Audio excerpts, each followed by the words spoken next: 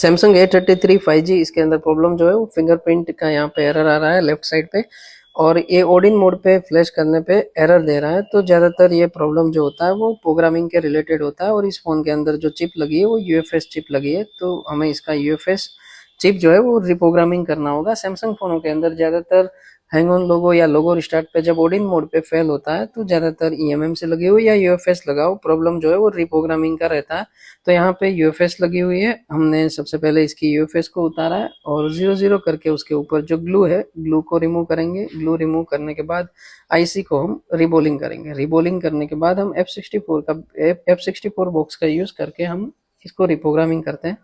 तो यहाँ पे हमने आईसी को डेवलपिंग कर लिया है और F64 के थ्रू मैं इसको कनेक्ट कर रहा हूँ।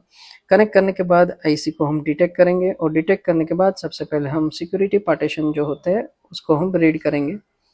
तो सैमसंग के अंदर ज़्यादातर जो सिक्योरिटी पार्टीशन होते हैं वो ईएफएस और सिक्योर ईएफएस पार्टीशन होते हैं, तो उस पार्टीशन को हमें रीड करना है। और सिक्योरिटी रीड करने के बाद इसके अंदर जो भी जीपीटी है वो सारी की सारी लॉजिक यूनिट को इरेज करेंगे। इरेज करने के बाद वापस जीपीटी क्रिएट करेंगे। जीपीटी क्रिएट करने के बाद यहाँ पे जो हमने सिक्योरिटी रीड किया था वो सिक्योरिटी को हम वापस राइट करेंगे, और उसके बाद इसकी जो फ्लैश फाइल होती है APBL CP और CSC, वो फाइल के थ्रू हम पूरा का पूरा फ्लैशिंग F64 में ही कर देंगे। तो यहाँ पे जो है अपना रिप्रोग्रामिंग हो चुका है और फ्लैशिंग जो है वो यहाँ पे स्टार्ट हो गया है।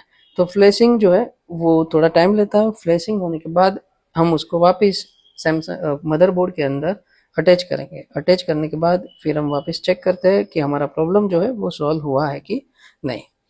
हमारे यहाँ आप यूएफएस ईएमएमसी प्रोग्रामिंग के लिए हमारा कांटेक्ट कर सकते हो सीखने के लिए। और यदि आपके पास कोई ऐसा फ़ोन है जो यूएफएस या ईएमएमसी के रिलेटेड है तो आप कुरियर के थ्रू, या फिर यदि लोकल में हो सूरत में तो आप सीधा हमारे शॉप पे आके उसको रिपेयर करवा सकते हो।